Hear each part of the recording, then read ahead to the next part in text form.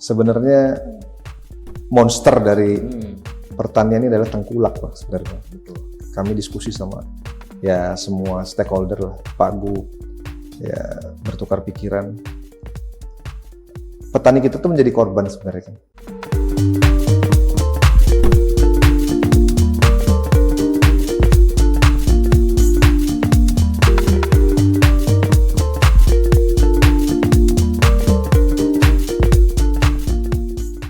Assalamualaikum warahmatullahi wabarakatuh. Tabik pun, Tribuners, kembali jumpa dalam segmen podcast di Tribun Lampung. Kembali jumpa dengan saya, host Tribun Lampung, Rio Pratama. Kali ini studio Tribun Lampung kedatangan tamu terhormat, sosok visioner, sosok pemuda yang tentunya bakal mendongkrak ekonomi khususnya di Provinsi Lampung. Beliau adalah Ketua Gilang Ramadan, merupakan Ketua HIPMI Provinsi Lampung yang baru saja dilantik beberapa waktu lalu. Tribuners, Provinsi Lampung kita ketahui sebagai teritorial yang cukup potensial, di mana sektor pertanian, sektor kelautan, dan juga pertambangan serta UMKM menjadi pusat perhatian khusus baik di tingkat nasional maupun di tingkat-tingkat internasional. Maka dari itu kita akan mengulik bagaimana peran dari HIPMI untuk memaksimalkan sektor-sektor potensial yang ada di Provinsi Lampung. Halo, selamat malam Bang. Malam, Bang Rio. Sehat Bang? Alhamdulillah, Bang. Bagaimana kesibukan kita hari-hari pasca dilantik ini Bang? Ya, konsolidasi awal harus dilakukan. Banyak konsolidasi awal yang memang sedang kami lakukan. Kebetulan juga besok ada rapat pengurus besar lengkap HIPMI Lampung, ya silaturahmi lah, pengurus awal. Bang Gilang, ini ada yang menarik. Banyak mungkin pemuda dan juga pengusaha yang belum mengetahui secara mendalam tentang Bang Gilang Ramadan. Boleh diceritakan Bang sedikit profiling tentang kita ini Bang? Ya, saya tuh waktu kuliah di Bandung memang melihat fenomena Bandung pada umumnya.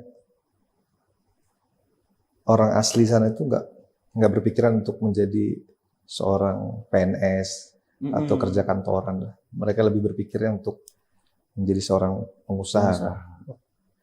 Saya bilang pengusaha ini kita lihat kan kadang-kadang banyak masalahnya juga kan.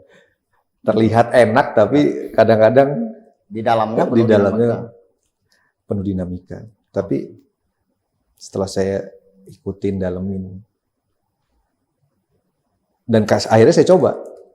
Saya coba mungkin UMKM ya jatuhnya.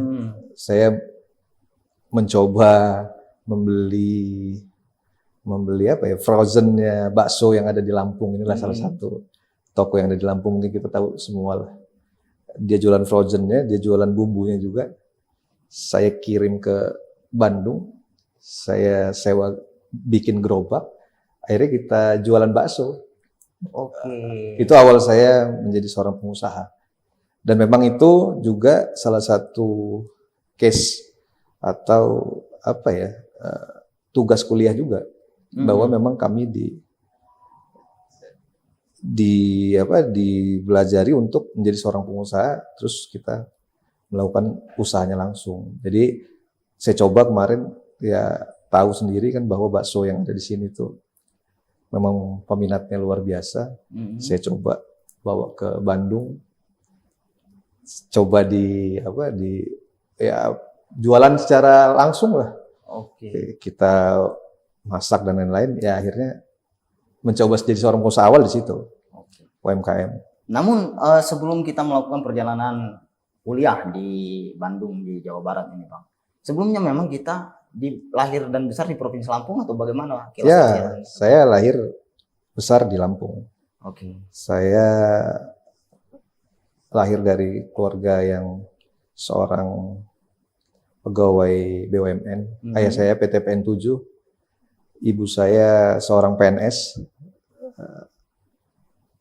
tidak ada background pengusaha, tapi melihat gigihnya orang tua saya, ayah saya dari nol, dia di PT PN 7 sampai di posisi saya nilai tertinggi lah dan membanggakan buat keluarga saya. Saya rasa hal yang nggak mungkin tuh bisa terjadi dalam siapapun itu. Dan pesan ayah saya memang dulu, karena saya melihat berleha-leha 100% dia kerja, waktu keluarga kurang, akhirnya diskusi keluarga memutuskan untuk, waduh kita kayaknya karena lihat orang tua, cari opsi-opsi lain. Ya, dulu kakak memulai juga dari honorer di salah satu dinas di sini. Saya ke Bandung kuliah, terus ada dorongan dari kawan-kawan, ada dorongan dari semua. Ya mencoba menjadi pengusaha, ya mulai dari Bandung itu. Karena terbentuk lingkungan menurut saya. Dan sekarang menggeluti usaha bidang apa ini? Kalau boleh tahu sih. Ya, saya sebenarnya udah 4 tahun terakhir ini banyak di Jakarta. Mencoba peruntungan baru dari hal yang sudah saya lakukan di Lampung. Kebetulan saya di Lampung bidang konstruksi, saya punya pabrik, juga saya main properti, saya main FLPP dan rumah komersil. Saya juga coba main gas CNG. Ya itulah beberapa background usaha saya. Waktu di Jakarta, saya mencoba peruntungan di dunia pertambangan. Karena banyak lingkungan saya, kan sebelum saya di BPD HIPMI Lampung, saya masuk ke dalam pengurusan BPP HIPMI Pusat. Kebetulan di sana memang banyak pengusaha-pengusaha dari berbagai penjuru yang hadir di BPP. Dan yang saya lihat dan saya pakainya dunia pertambangan ini kan belum pernah saya dalami 3-4 tahun, dan saya rasakan saya ada fashion di situ, dan hari ini saya lagi bergelut di dunia pertambangan. Ini ada yang mencoba peruntungan baru. Iya. Ini kalau melihat kilas perjalanan, melihat peluang dari sebuah kuliner yakni bakso dan hingga ke tingkat konstruksi dan pertambangan, ini sangat luar biasa nih Bang. Iya. Dan ini kebetulan Provinsi Lampung mengamanahkan Bang Gilang sebagai Ketua BPD HIPMI di Provinsi Lampung. Iya. Kita ingin tahu Bang, menurut kacamata Bang, Provinsi Lampung ini dengan 13 kabupaten dan 2 kota di dalamnya, apa saja potensi yang bisa kita angkat Bang? Potensi Lampung ini menurut saya luar biasa. Satu-satunya paket lengkap yang mungkin ada di Sumatera, mungkin di daerah lainnya juga. Kita ketahui pertanian jelas ada di sini kan, ada kopi, ada yang lain-lainnya lah, ada sawit juga di sini, karet dan singkong yang lagi jadi perbincangan hangat hari ini. Juga pariwisata yang mulai setelah ada tol mulai berkembang. Saya juga cukup takjub dengan berapa lama ini kalau weekend itu ternyata hotel penuh di Lampung, dan dilihat di weekend juga kayak tempat pariwisata juga penuh dengan plat-plat BG dan lainnya. Betul. Berarti kesempatan pariwisata ini mungkin lagi baik untuk di Lampung. Dan pertambangan juga ada di sini kan. Ada beberapa sektor kayak emas ada di mana di Pesawaran, Tanggamus, ada Mangan di Waikanan, ada Batu Split dan lain-lain. Banyaklah potensi-potensi yang ada di sini. Bahkan orang-orang luar sudah menguasai Lampung sejak lama kan. Beberapa tempat wisata gitu. Iya. Kenapa nggak pemain lokal yang menguasai itu kan? Itu jadi tantangan kita, Bang. Oke. Nah lantas kalau kita berbicara tantangan Bang, apa inovasi ke depan supaya menggerakkan dan peran HIPMI untuk mendongkrak potensi-potensi yang ada, dan bagaimana keterlibatan nanti HIPMI untuk di sektor itu? Ya, saya membuat tagline kemarin, kolaborasi pengusaha menuju Lampung Emas, Bang. Bukan tanpa syarat. Ya. Memang Lampung Emas 2045 ini menjadi perbincangan, menjadi visi misinya Indonesia juga kan. Di mana bonus demografi yang hadir di Indonesia ini harus kita manfaatkan kan. Betul. Yaitu usia produktif lebih banyak dibandingkan usia non produktif kan. Jadi kita harus mempersiapkan itu menurut saya. Salah satunya per hari ini kita tidak bisa tidak berkolaborasi, Bang. Kolaborasi itu mungkin sekarang tidak dengan dua pihak saja, antara pelaku usaha dan government kan sebagai regulator. Ya, media ini menjadi ruang kolaborasi juga untuk kita, di mana akademisi juga menjadi ruang kolaborasi kita. Semua segmen lah, Bang, yang bisa kita manfaatkan untuk berkolaborasi harus kita kolaborasikan. Jadi saya tuh mau membawa semangat HIPMI ini menjadi wadah untuk pengusaha-pengusaha lokal saling berkolaborasi untuk meningkatkan pertumbuhan ekonomi yang ada di Lampung khususnya, Bang. Oke, itu menjadi visi dan misi kita selama kepengurusan nanti. Ya, betul, Bang. Namun kalau dia secara peran secara langsung, Bang, ini kan terbentuk di seluruh kabupaten dan kota. Ya, betul. Apakah nanti HIPMI ini mengambil peran khusus di bidang usaha secara teknisnya, atau bagaimana bayangan yang bakal kita ciptakan nanti? Ya, seperti yang saya bicara tadi sebelum kita mulai. Momentum HIPMI ini lagi baik, di mana kebetulan, Bang, gubernur kita ini mantan ketua umum HIPMI tahun 2008 sampai 2011. Oke. Dan ketua DPR kita mantan ketua umum HIPMI periode saya sebelumnya. Jadi para eksekutif dan legislatif ini menjadi rumah HIPMI sebenarnya kan, Bang. Jadi saya kira HIPMI harus mengambil momen yang nggak dua kali, saya rasa, Bang. Kata Abang tadi, apa sih peran BPC-BPC? Iya. Saya banyak brainstorming sama mereka, banyak diskusi. Banyak di daerah-daerah kabupaten kota yang di luar Bandar Lampung ini sebenarnya potensinya yang belum digali, kan, Bang. Oke. Saya mau buat satu pandangan atau satu kegiatan di mana BPC-BPC itu bisa membuat strategi, membuat masukan kepada kita, kepada BPD, sehingga kita bisa menyampaikan ini kepada pemerintah selaku Pak Gub dan Tum Giri yang ada di DPR, sehingga potensi yang belum terlihat, usaha-usaha yang belum ada, bisa ada dengan kolaborasinya pengusaha dan pemerintah. Di mana pemerintah memegang kebijakan, kan, Bang? Pengusaha tidak mungkin bisa berjalan dengan baik dan mudah jika tidak ada kebijakan yang diberikan oleh pemerintah. Kita butuh kebijakan. Nah, kebijakan kecil, kebijakan besar, ya yang eksekusinya pengusaha. Oke. Nah, kalau berbicara potensi ini, Bang, khususnya di sektor pertanian dan juga UMKM, kelautan kita juga luas. Nah, mungkin apakah nanti HIPMI akan membuat inovasi baru di era gubernur baru dan ketua baru? Apakah sudah muncul ide-ide baru dalam waktu 2-3 tahun ke depan? Iya, Bang. Di sektor pertanian sebenarnya monster dari pertanian ini adalah tengkulak, Bang, sebenarnya. Betul. Kami diskusi sama ya semua stakeholder lah, Pak Gub, ya bertukar pikiran. Petani kita tuh menjadi korban sebenarnya, kan. Bahwasanya harga dibeli rendah, sedangkan dibawa ke pabrik masih dengan harga yang tinggi, kan. Mereka dinabobokkan oleh para tengkulak ini. Nah, kami lagi ya bikin, bukan kami lah, negara juga kan lagi memikirkan ini. Termasuk pembuatan koperasi Desa Merah Putih itu, saya rasa langkah yang tepat daripada Presiden Prabowo Subianto, di mana koperasi menjadi pengepul yang ada di desa-desa itu, sehingga petani itu merasa ya mereka menjadi pemain sendiri, kan, tidak diatur oleh pemain-pemain besar seperti tengkulak dan lain-lainnya.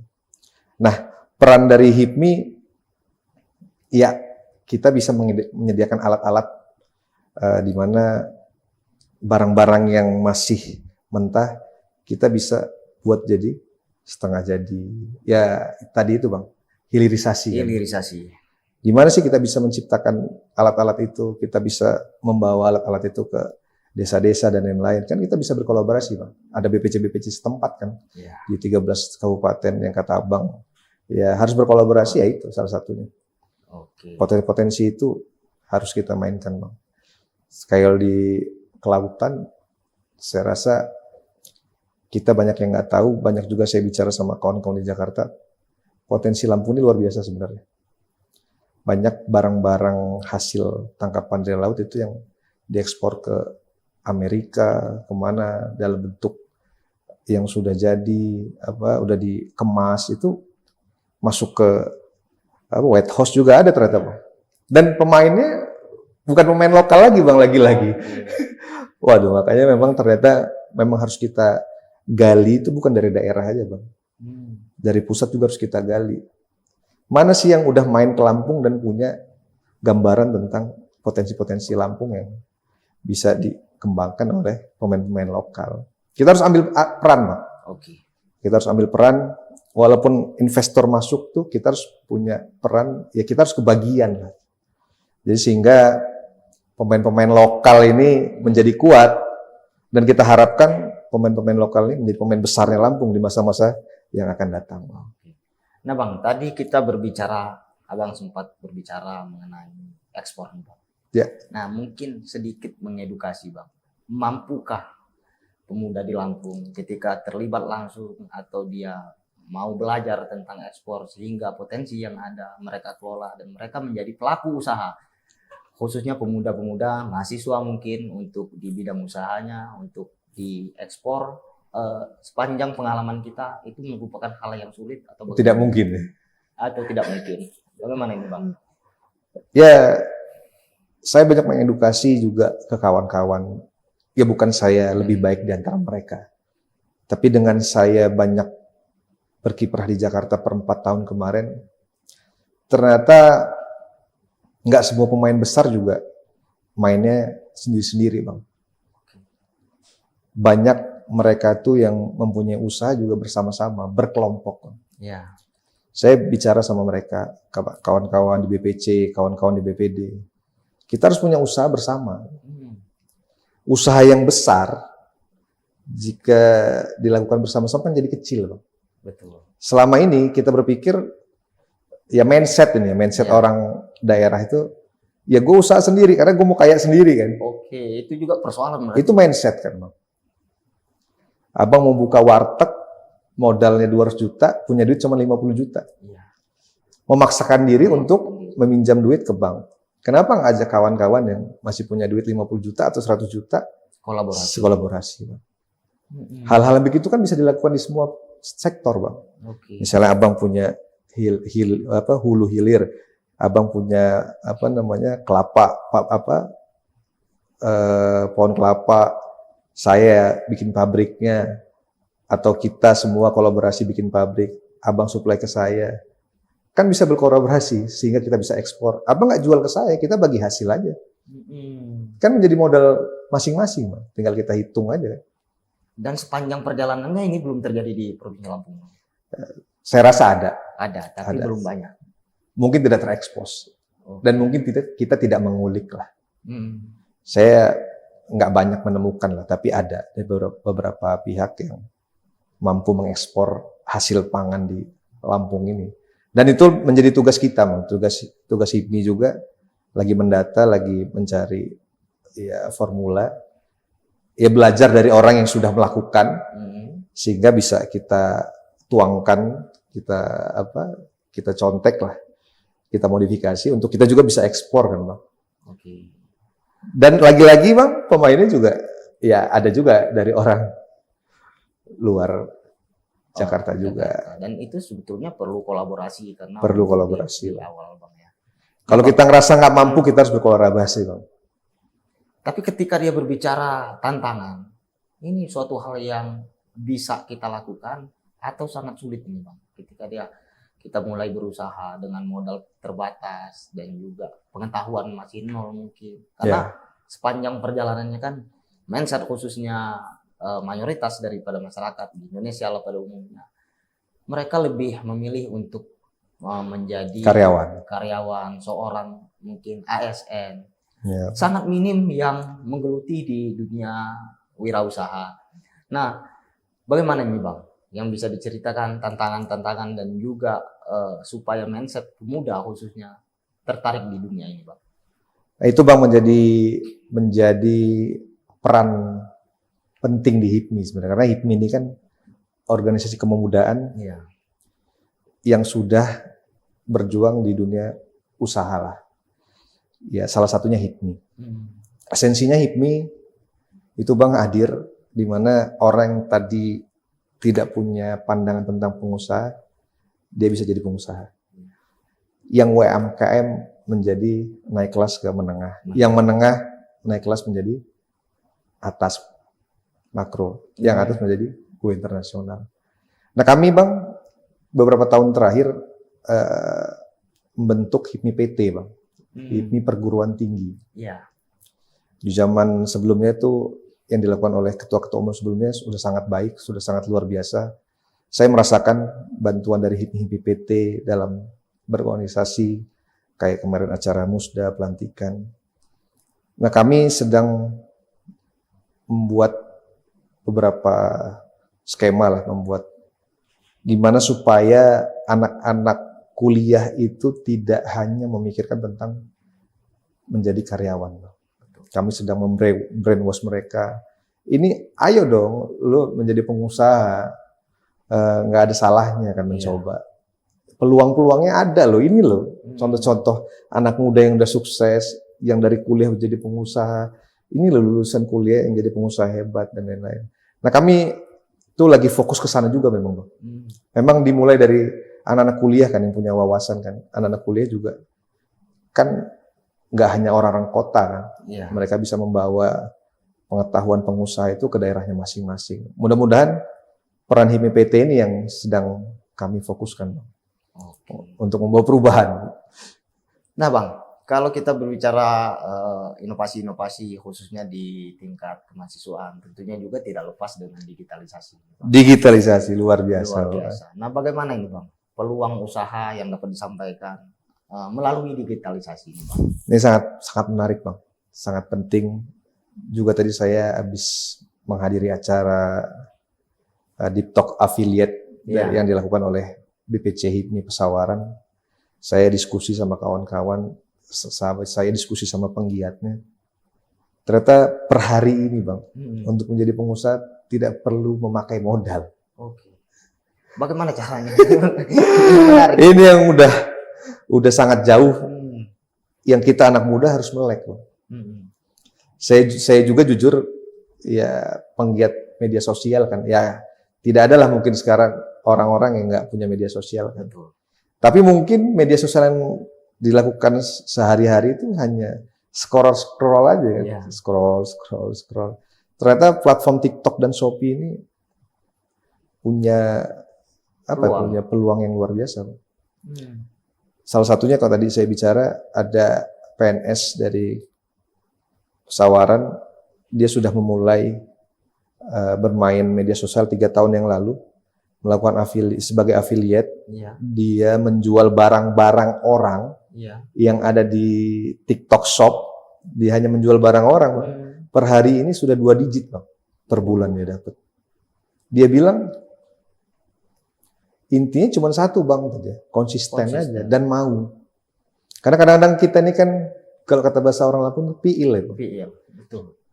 Di depan kamera seperti ini aja kita bisa nggak keluar bahasa kan, nervous kan. Ya kita yang biasa tidak di dunia itu memulai hal yang di depan kamera kan memang nggak mudah juga Bang. Betul. Tapi kesempatan Bang. Di Jakarta kawan-kawan saya dimanapun banyak juga yang suaminya udah menjadi seorang pengusaha hebat lah menurut saya. Ya istrinya, ibu-ibu rumah tangga yang itu masih berjualan di TikTok dan Shopee. Menurut mereka itu mengisi kekosongan mereka, tapi mereka dapat duit Bang. Dan tanpa modal. Nah kenapa orang-orang yang hari ini susah mendapatkan pekerjaan tidak mencoba itu? Kan sangat disayangkan Bang. Sudah ada platform yang menyediakan tempat, menyediakan segala macamnya, mempermudah, ya kan? Tinggal buat video dan live. Ya intinya keberanian. Untuk memulai dan konsistensi. Nah, mungkin kan masyarakat ingin mencoba, hanya saja caranya belum tahu, Bang. Dan HIPMI siap untuk memfasilitasi dan mengedukasi masyarakat. Dan sudah dilakukan di pesawaran ataupun sewu tadi, Bang? Pesawaran. Saya ngobrol bahwasanya acara seperti ini jangan berhenti di sini. Kita harus membuat grupnya. Banyak orang-orang yang salah satu penggiat sudah melakukan ini bisa jadi mentor kan, Bang. Dimentorkan. Kita kasih cara-cara supaya menguasai algoritmanya TikTok, algoritmanya Shopee. Gimana sih cara-caranya? Apa sih konten-konten yang bisa dilihat orang, yang dimengerti orang, yang mau kan orang melihat kita kan, itu perlu pembelajaran, Bang. Kadang-kadang kita baru belajar 1 kali 2 kali, ngeliat nggak ada yang nonton, ngeliat nggak ada yang beli, ini kayaknya nggak cocok buat gue. Jangan-jangan di 4-5 kali baru dia dapat duit kan, Bang. Itu yang orang-orang nggak tahan sebenarnya. Oke. Nah, artinya memang sekarang ini yang penting kemauan tinggi, dan ketika bingung ada wadahnya HIPMI. Ada wadah. Sosok para pemuda yang menggeluti bidang usaha. Nah, Bang. Sejauh ini berapa jumlah pengurusan gitu, Bang, se-Provinsi Lampung? BPD ada di kisah kalau nggak salah 150 sampai 175. BPC juga segitu karena kan ada RT-nya sama kan. Iya. Tapi nggak sama secara persis lah, berarti kalau 100 lah taruh 100 kali 150-nya kabupaten kota berarti kan 1.500 ditambah BPD ya mungkin sama HIPMI PT 2.000 sampai 2.500 lah, Bang. Oke. Yang masuk ke dalam pengurus. Yang hari ini ya, kan masih ada yang mantan-mantan HIPMI sebelumnya masih menjadi keluarga, Bang. Oke. HIPMI ini tidak pernah berhenti, Bang. Pak Gub juga masih HIPMI per hari ini kan. Tapi bagaimana supaya menghipmikan pemuda ini? Kami sangat terbuka, Bang. Kami sangat terbuka. Orang-orang yang mau berhipmi, mau belajar tentang usaha dan berorganisasi, HIPMI menjadi rumah, kami siap menjadi rumah, kami siap bukan menampung ya, kita belajar bersama, berkolaborasi. Ya siapapun yang berminat ya bisa hubungi langsung, boleh BPD-nya, boleh BPC, pasti kami akan mengakomodir, Bang. Oke. Nah, sebelum kita akhiri perbincangan, kita ingin mengetahui target HIPMI di kepengurusan Bang Gilang Ramadan seperti apa ke depan? Siap. Target kita, Bang, ya sebenarnya kan target kita juga harus realistis. Di mana Pak Prabowo itu kan sebenarnya menargetkan pertumbuhan ekonomi 8%, Bang. Di mana Lampung, kalau nggak salah lihat, boleh dikoreksi, kedapatan pertumbuhan ekonomi itu di 6%. Pertumbuhan ekonomi itu, Bang, salah satunya penunjangnya adalah para pengusaha. Kalau pengusahanya nggak banyak, pertumbuhan ekonomi juga nggak mungkin jadi lebih banyak kan.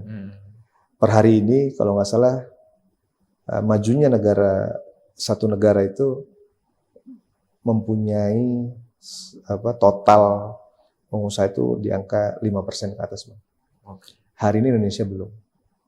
Jadi target saya membuat sebanyak-banyaknya pengusaha baru di bidang apapun, UMKM dan lain-lain, sehingga dia membantu pertumbuhan ekonomi Indonesia, Lampung khususnya, Bang.